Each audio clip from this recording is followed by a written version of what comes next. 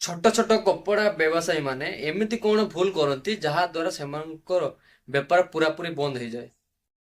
କପଡ଼ା ବ୍ୟବସାୟ ହେଉଛି ଏକ ଲାଭଦାୟକ ବ୍ୟବସାୟ। ଭିଡିଓରେ ଏମିତି କିଛି ଟିପ୍ସ ଅଛି ଯାହା ଆପଣଙ୍କ ବ୍ୟବସାୟକୁ ଉନ୍ନତି କରିବାରେ ସାହାଯ୍ୟ କରିବ। ଭିଡିଓଟି ଭଲ ଲାଗିଲେ ଲାଇକ୍, ସବସ୍କ୍ରାଇବ୍ ଏଣ୍ଡ କମେଣ୍ଟ କରିବେ। ଭିଡିଓକୁ ପୁରା ଦେଖନ୍ତୁ। ଯଦି ଖରାପ ଲାଗିଲେ କମେଣ୍ଟରେ ନିଶ୍ଚୟ ଜଣାନ୍ତୁ। କପଡ଼ା ଏମିତି ଏକ ବ୍ୟବସାୟ ଯାହା ସବୁଦିନ ପାଇଁ ଚାଲିବ। କପଡ଼ା ହେଉଛି ମନୁଷ୍ୟର ଏକ ଗୁରୁତ୍ୱପୂର୍ଣ୍ଣ ଆବଶ୍ୟକ। କପଡ଼ା ବ୍ୟବସାୟୀ ମାନେ ପ୍ରଥମେ 1 ଲକ୍ଷ ଟଙ୍କାର ମାଲ ଆଣନ୍ତି। ସେଥିରୁ 50% କପଡ଼ା ବିକ୍ରି ହେଇଯାଏ। ସେମାନେ ଭାବନ୍ତି ପୁରା କପଡ଼ା ବିକ୍ରି ହେଇଗଲେ ଆମେ କିଛି ନୂଆ କପଡ଼ା ଆଣିବୁ ପୁଣି। ସେଇଟା ହେଉଛି ତାଙ୍କର ପ୍ରଥମ ଭୁଲ। ସେମାନେ ଜାଣନ୍ତି ନାହିଁ ଯେ କିଛି କପଡ଼ା ଦୋକାନରେ ରହିଯିବ। ସବୁ କପଡ଼ା ତ ସମସ୍ତଙ୍କୁ ପସନ୍ଦ ଆସିବନି। ବ୍ୟବସାୟୀ ମାନଙ୍କର ଯୋଉ 50% କପଡ଼ା ରହିଗଲା ପ୍ରଥମେ ଯୋଉ ଆଣିଥିଲେ, ତାର ଫାଇଦା ହେଉଛି ଏହା ଆପଣ ଦୋକାନକୁ ପରିପୂର୍ଣ୍ଣ ଦେଖାଇବା, ଲୋକମାନଙ୍କୁ ଆଟ୍ରାକ୍ସନ୍ କରିବା ପାଇଁ। ଲୋକମାନେ ଏହା ଦେଖିଲେ ଦେଖିବେ ଏହାର ଦୋକାନ ତ ବହୁତ କପଡ଼ା ଅଛି, ମୋର ଗୋଟେ ନା ଗୋଟେ ମୋର ପସନ୍ଦ ଆସିଯିବ, ଆସିବ ମାନେ ଆସିବ। ଏହା ଏହା ହେଉଛି ଏହାର ବଡ଼ ଫାଇଦା। ଆପଣଙ୍କ ଦୋକାନରେ ଯଦି କପଡ଼ା ନଥିବ ବା କପଡ଼ା କମ୍ ଥିବ, ଲୋକମାନେ କହିବେ ଏହାର ମାଲ ଚାଲୁନି, ସେପାଇଁ କିଛି କପଡ଼ା ଆଣୁନି।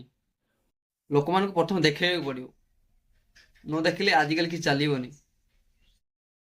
ବ୍ୟବସାୟ ମାନେ ଯୋଉ 1 ଲକ୍ଷ ଟଙ୍କାର କପଡ଼ା ଆଣିଥିଲେ, 50% ତ କପଡ଼ା ବିକ୍ରି ଯାଇଛି। 50% କପଡ଼ାରେ 70% ପଇସା ଉଠି ଯାଇଥିବ, ଆଉ ବାକି 50% କପଡ଼ାର 30% ପଇସା ରହିଯାଇଥିବ।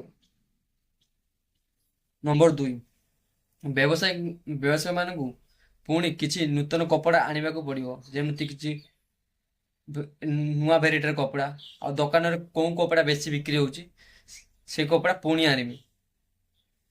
ମନେକର ଆପଣମାନେ 1 ଲକ୍ଷ ଟଙ୍କାର କପଡ଼ା ଆଣିଲେ, ସେଥିରେ 80% କପଡ଼ା ବିକ୍ରି ହେଇଗଲା। ଯୋଉ 80% କପଡ଼ା ବିକ୍ରି ହେଲା ଆପଣଙ୍କ ଏ ପଇସା ଉଠିଗଲା, ଆଉ ସେ ପଇସା କିଛି ବାକି ଥିଲା ସେ ପଇସାରୁ କିଛି ପଇସା ଉଠିଯିବ ଏଥିରୁ। ଏମିତି ଧୀରେ ଧୀରେ କରି ଆପଣଙ୍କ ସବୁ ପଇସା ଉଠିଯିବ, ଆଉ ଆପଣ ଲାଭ ବି ମଧ୍ୟ ପାଇବେ।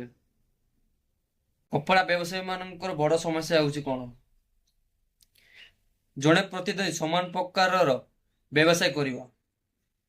ତାହାର ସମାଧାନର ମଧ୍ୟ କିଛି ଟିପ୍ସ ଅଛି ମୋ ପାଖରେ। ମୁଁ ଆପଣଙ୍କୁ କହୁଛି, ଆପଣଙ୍କୁ ଭଲ ଲାଗିଲେ ଆପଣଙ୍କୁ ତା ଟ୍ରାଏ କରିବେ।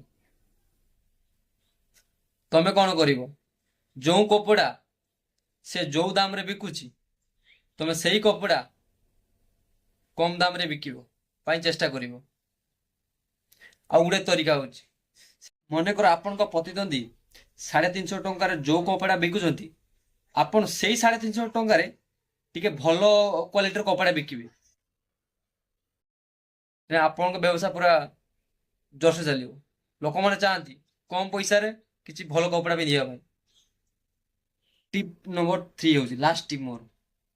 ଆପଣ ଯୋଉ ନୂଆ ଟ୍ରେଣ୍ଡ କପଡ଼ା ଆଣୁଛନ୍ତି ତାକୁ 100 ପିସ୍ କରି ଟାଙ୍ଗନ୍ତୁ ଆପଣଙ୍କ ଦୋକାନ ଆଗରେ।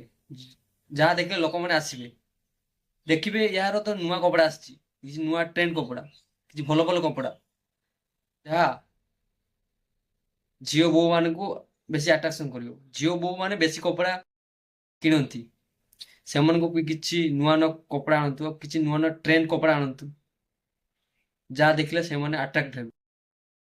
ଆପଣ କପଡ଼ା ଦୋକାନୀ ମାନେ ସମସ୍ତେ ଚେଷ୍ଟା କରନ୍ତୁ ଦୁନିଆରେ କଣ ଟ୍ରେଣ୍ଡ ଚାଲିଛି, ଲୋକମାନେ କଣ ବେଶୀ ପସନ୍ଦ କରୁଛନ୍ତି, ତାହା ଆଣିବା ପାଇଁ ଚେଷ୍ଟା କରନ୍ତୁ। ତ ଆପଣମାନେ ଏମିତି କିଛି କପଡ଼ା ଆଣନ୍ତୁ ଯେ ସମସ୍ତେ କିଣିପାରିବେ। ତ ଏମିତି କିଛି ଦାମ ଥିବ ଯାହା ସମସ୍ତେ ତାକୁ କିଣିପାରିବେ। କମ ଦାମରେ କିଛି ଭଲ କପଡ଼ା। ଆପଣ ଏମିତି କିଛି କପଡ଼ା ଆଣନ୍ତୁ ଯେ କମ ଦାମ ହେଇଥିବ ଆଉ ଭଲ କପଡ଼ା ହେଇଥିବ, ଯୋଉଟା ସମସ୍ତେ କିଣିପାରିବେ।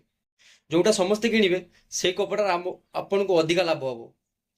ଦୋକାନୀ ମାନେ ଏମିତି କିଛି ଦାମୀ କପଡ଼ା ଆଣନ୍ତି ଯାହା ସମସ୍ତେ ତାକୁ କିଣି ପାରିବେନି ବା ତାକୁ ଏଫୋର୍ଡ କରିପାରିବେନି। ତାର ସେଟା ଆଣିକି ଲାଭ କଣ? ଯୋଉଟା 2-4 ଜଣ କିଣିବେ ସେଇଟାରେ ବେଶୀ ଲାଭ, ନା ଯେଟା ସମସ୍ତେ କିଣିବେ ସେଇଟା ଆପଣଙ୍କୁ ବେଶୀ ଲାଭ?